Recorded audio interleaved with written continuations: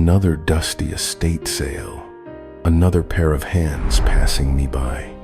You'd think after centuries of this, I'd be numb, but no, I see it all.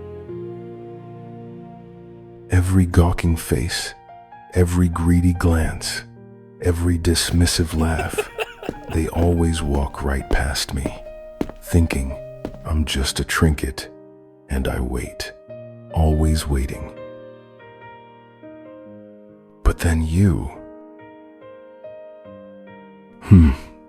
Now that's interesting. You're not like the others. No glimmer of greed in your eyes. No desperate hunger for power. You pick me up carefully, like I might break, like I'm something worth protecting. Cute. That's new. So you buy me, just like that. No haggling, no drama, no smug grin that says, I've found treasure. You just tuck me under your arm like I belong there. Strange. Strange in a way that makes me curious. Front door. And now, we're in your home. Cozy, quiet. It suits you. I can feel the rhythm of the place, the warmth, the stillness. I've been trapped in palaces dripping with gold, tombs lined with treasure, vaults crawling with rats, and now, a soft little home, a heartbeat away from peace. I almost don't want to disturb it. Almost. Your fingers trace my casing. I can see every detail through the veil of the lamp. The way you hesitate, the way you admire the shine. You don't know it yet, but you're waking me up with every touch. There it is, that soft rub across my surface. You're polishing away your fingerprints. That's all it takes. Not some grand ritual, not blood or fire. Just your hands, your care. And now, well, hello, little mortal. Finally, air, freedom. You can't imagine how suffocating it is in that prison. And there you stand, wide-eyed, staring at me like you've just dragged the storm into your living room. Don't look so frightened. I'm not here to eat you. My name? Zenith. Remember it. It's the last name you'll ever need. Now let's skip the tedious introductions, shall we? You know how this works. You rub the lamp, I appear. I grant a wish. One wish, not three. Don't look at me like that. I'm not your fairy tale puppet. One, that's all I give. So go on, make it quick. Wish for gold, power, love, immortality. I've heard it all. Then I can crawl back into my little prison and repeat this charming routine with the next fool who finds me. Unless you're different, but I'm not holding my breath. Well, what's it going to be? You said it like you were afraid the room might overhear. You must have been very lonely in there. Lonely. Cute little word for 10,000 years. I have watched empires carve themselves into dust and lovers swear oaths that lasted the length of a sigh. I have been polished and begged and whispered to like an object. I have observed happiness take its shape and then walked back into the dark while it belonged to everyone else. Do you know what that does to a being? It sharpens him. It teaches him to want the things others throw away. It makes him meticulous about what he keeps. You surprised me. Most people are selfish beings, but you're an exquisite little thing. I set you free, you said, as if the world was a reasonable bargain and not the knot that it is.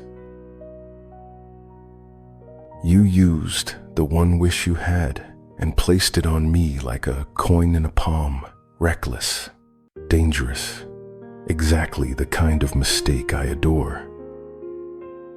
Listen to me carefully.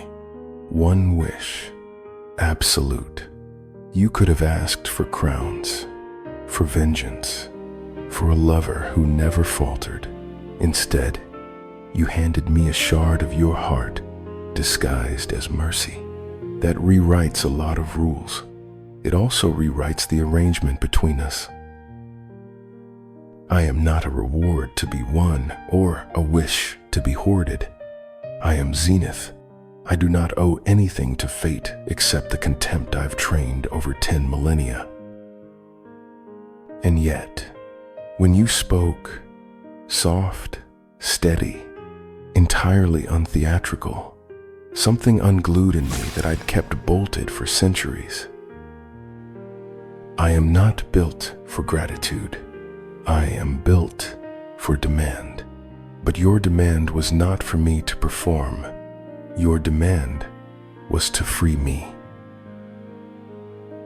You wanted me to be whole, free, and content. That is an offense to my pride and a seduction to my heart. The magic pours all around me. The room smells of rain on hot stone and something like cedar and gunmetal. I am free at last. The world tilts, and I am no longer a genie that grants wishes anymore.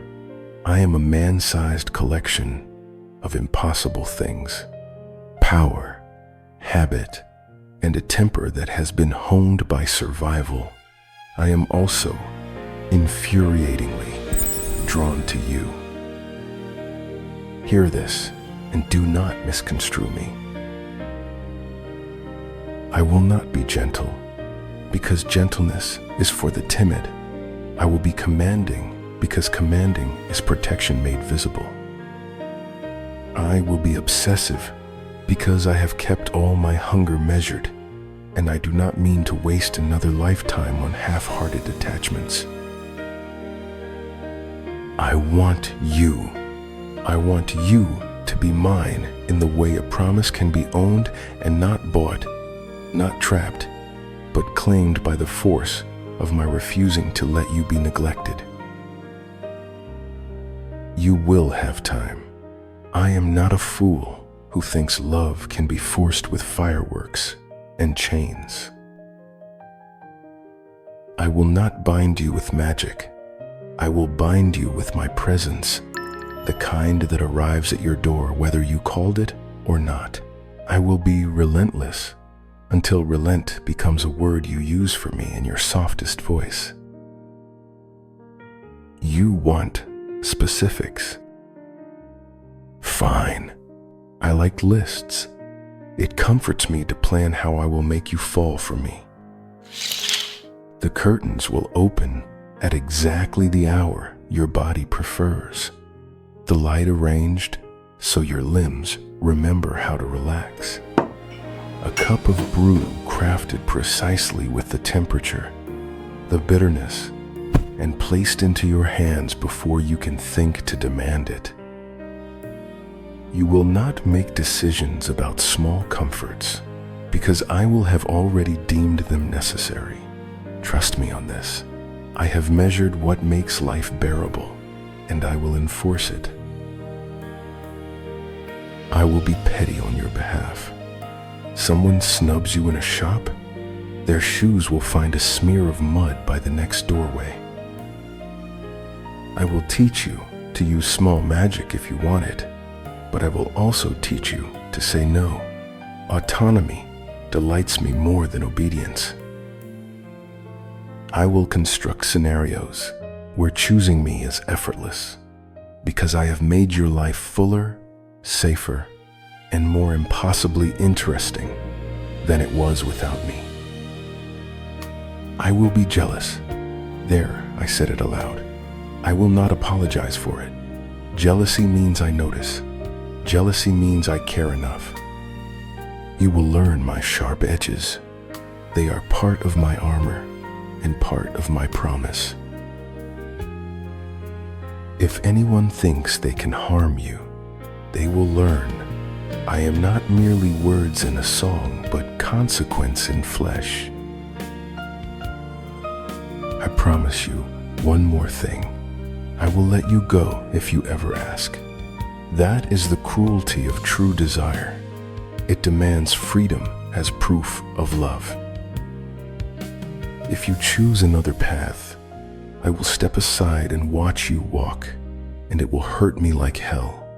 But I will honor the choice, because real power is not in holding someone against their will. Real power is in making the choice to stay irresistible.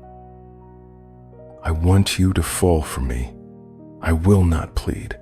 I will be deliberate. I will be impatient and tender, demanding and gentle. I will be the danger that keeps you safe. Close your eyes. Breathe. You will feel kisses along your neck and a scent of oranges and smoke. That's my signature, my promise. A slip of paper is in your hand now. It says, "You made me human again. Do not waste the privilege." Take your time. I will wait patiently, and I will not be satisfied with half measures.